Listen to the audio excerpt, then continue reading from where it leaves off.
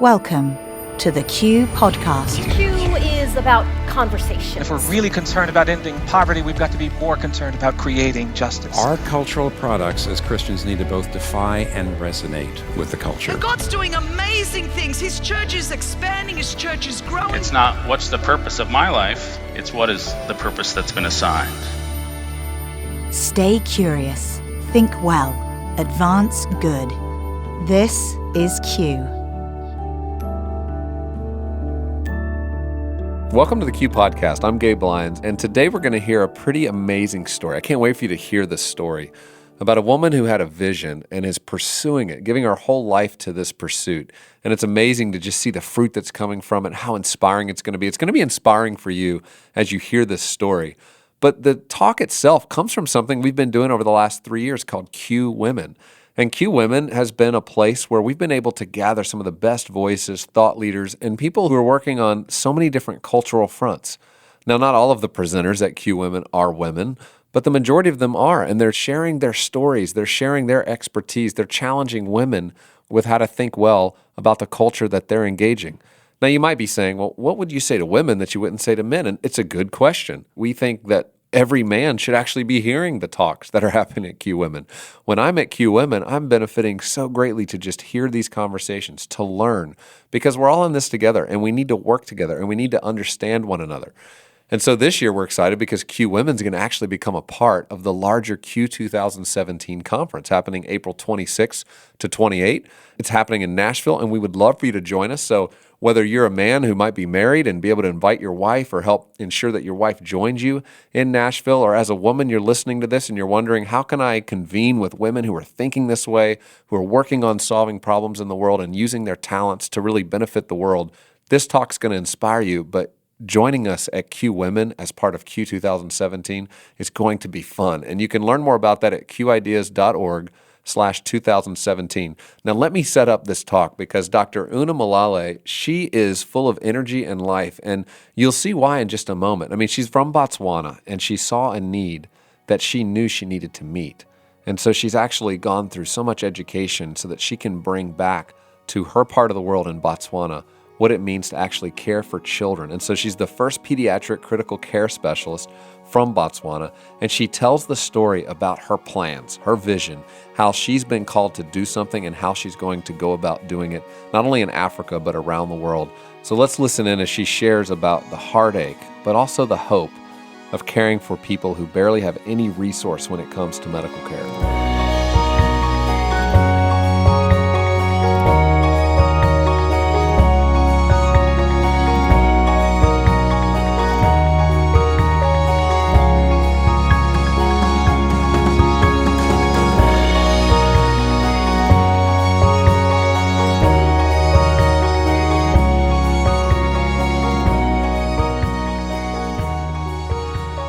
So I treat critically ill and potentially dying children. I treat dying children. I hate it and I love it. It's the hardest thing that I'll ever do with my life. It's the hardest thing that I've ever done with my life. But it's the only thing that I can imagine doing with my life. I believe that each of us, all of humanity, actually has only one calling. I think that our calling is found in Luke 10:27 and Micah 6:8. God says, I want you to love me with every ounce of your being, with every aspect of who you are, and to care for the soul that is adjacent to you as though it was your very own soul. Well, that kind of love actually cannot help but to walk in mercy, to do justice, and to cling so closely to its life giver. I think we all have the same calling. If you don't know what you're meant to do with your life, keep loving. We're called to love. God is love. We're made in the image of God. So we're called to God and to the ways of God. I think individually how that plays out in each of our lives is based on our greatest loves and our greatest passions, and also on our greatest suffering, on our greatest pain, on our greatest torment, on our greatest failures, right? What that looks like in my life is I absolutely hate suffering and I hate seeing children in pain, but I absolutely love children. So I live my life at the intersection of those two. I think where we shine brightest is where we can illuminate the darkness the most, right? So that's calling. So I was born in a small country called Botswana, which is in southern Africa. My upbringing was very interesting. It was a mixture of the hopes and dreams that my parents dreamt for our lives to give us a better future than they ever had. So they raised us in the city and I went to school, but this was where they grew up. This is actually my uncle's house. And this is the compound where my great-grandfather grew up. And this is my paternal grandmother. She was the fifth and the youngest wife of my grandfather. My grandfather was a witch doctor, greatly revered for his spiritual powers and his medicinal powers. My maternal grandmother, whose picture I do not have, was paralyzed from the waist down. She fell off a moving car, tragic accident. They were working in the lands and broke her back, no access to medical care. She crawled everywhere. She adopted 4 children, one of whom was my mom, raised them in the village with absolutely nothing. My mother never finished elementary school, but those people were just incredible human beings. These are my parents who are my heroes. My mother remains my most favorite person that I have ever met. Incredible woman. My father is the only reason I'm standing here today. He gave everything sacrificially so I could be who I am today. This is us in front of our mud hut. You can see my head cut off in the corner. Those are my 2 brothers and my sister. This is me living the village life. No shoes, no hair, don't care. My father was a huge proponent of education. He really believed that education would be our saving grace, and he did everything. There were times that we didn't have enough food to eat because he paid my school fees. The picture on the right was taken in 2011 at my final graduation from Pediatric Critical Care. It's a special picture because it was the first time my mother had ever been on a plane, had ever been in New York City, had ever seen the ocean. Special time. 84 days after that, she was dead. She died from ovarian cancer in Botswana. So when I became a doctor, which my father had such a great influence on that, I decided that I would be a pediatrician.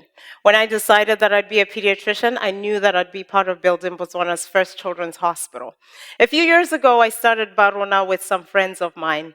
Barona is a Setswana word that means ours. Bana Barona is the phrase that means our children. When I say that to a mother in Botswana, they understand it to mean that their child is my child and that I will care for them as if they were my own child. The phrase annihilates difference. The phrase speaks of justice and equates us all. But I'm a doctor that hates, and I mean hates, hospitals. I think that the structures we build actually do nothing to heal, right? A lot of times they induce fear, and people, when they think about hospitals, they think about disease, sickness. Nobody thinks, oh, let me go get well at a hospital, right? They think something is wrong. So a few years ago, I met an artist named Leah Foster, who is from Texas, but we met in New York City, and she believes that art can transform the world. So on this journey of Barona, we are merging art and medicine and creating a new standard of healthcare that will heal both the body and the soul in equal proportion. She literally took our message to the street. She drove a 72-seater school bus across the country twice, over 6,000 miles, invited people to come on the bus. Every mark that was left on the inside of the bus represents a human life. Every life is important. Every mark is important. Our work is based on our deep belief that every single human life has intrinsic worth.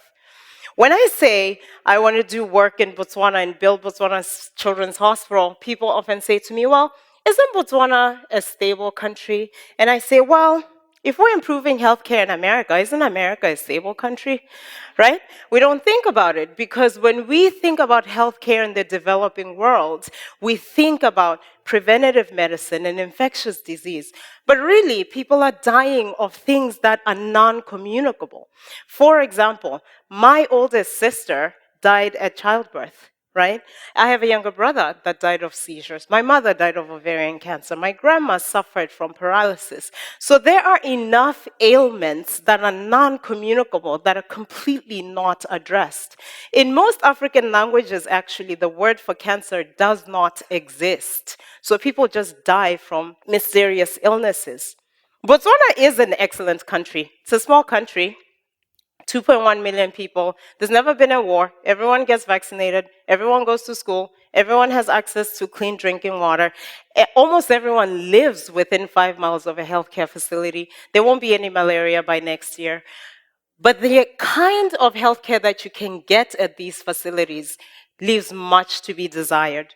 There are no children's hospitals. Children live and die by chance. My younger brother seized to death in my mother's arms at one of these healthcare facilities.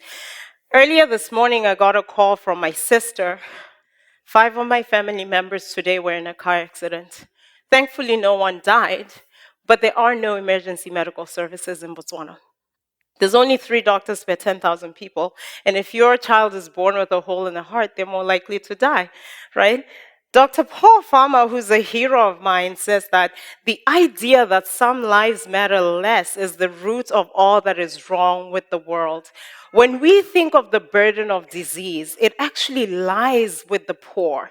It lies with the people who are vulnerable. But those people do not have access to the healthcare that all of us here have access to. So the people who actually need healthcare the most cannot get the healthcare. Botswana, for a country that has been voted #1 in governance for the last few years, its #1 killers are pneumonia and diarrhea. So we do a lot to vaccinate kids against these diseases, but once they get the diseases, we actually do not know how to treat them. We have no breathing machines. So if my child in Botswana gets pneumonia, they will die because I cannot support their lungs, right? I am the only person from Botswana who's trained to do what I do. There are no pediatric critical care specialists in Botswana. There are no pediatric ICUs in Botswana. Recently, I've applied to Harvard for a fellowship in global pediatrics. And if I get that fellowship, I'll probably be one of the only specialists in the world with my combination of pediatric critical care and global pediatrics. I am picking a new fight. I am saying every disease in every child needs to be addressed. We need to treat every child the same. If I would treat a child in America for pneumonia by supporting them on a ventilator, I should do the same in Botswana. So our vision at Baruna is to create a new standard of pediatrics in Botswana and in low-resource areas that will provide quality medical care, specialized medical care, and utilize art as a healing form. We invite you guys to come with us on this journey. These are all the ways that you can come along with us, and thank you so much for listening.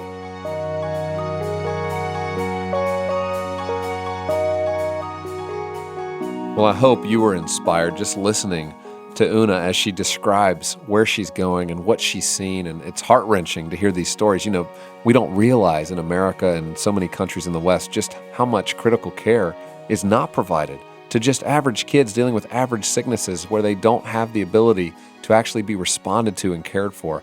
And I love that she just said, I'm going to make a difference. I'm going to go out and I'm going to learn. I'm going to get educated myself so that I can go back to my country, back to my homeland, and actually create a better world. And so we're praying for you, Una. This community joins with you. We're excited to be a part of seeing how this story continues to play out.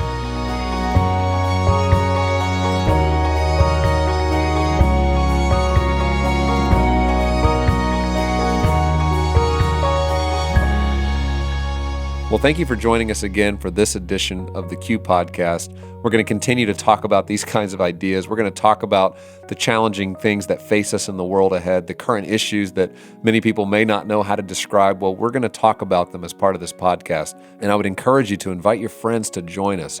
Send them a link over, share it with them, send them a text message and share this link to this podcast so that they'll subscribe and share with their friends. Together we can advance good. We can do something with the information we're learning. Not just sit around and talk about it, but do something as we heard in this episode today. So I hope you have a wonderful week, and we'll look forward to talking next week.